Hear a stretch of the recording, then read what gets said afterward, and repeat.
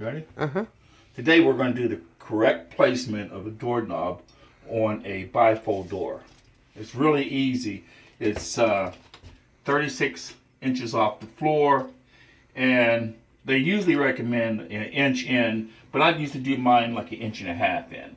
So I've already got it marked out, and once I get one of the door which name, I take and basically mark it, and I got 34, and which name is 3 inches on this one, and basically I just take a drill the hole.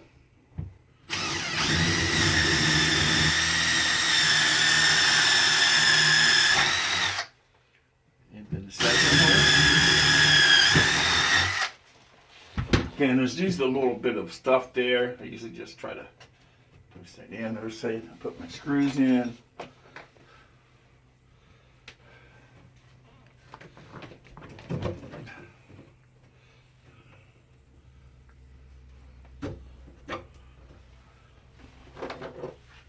Door knob.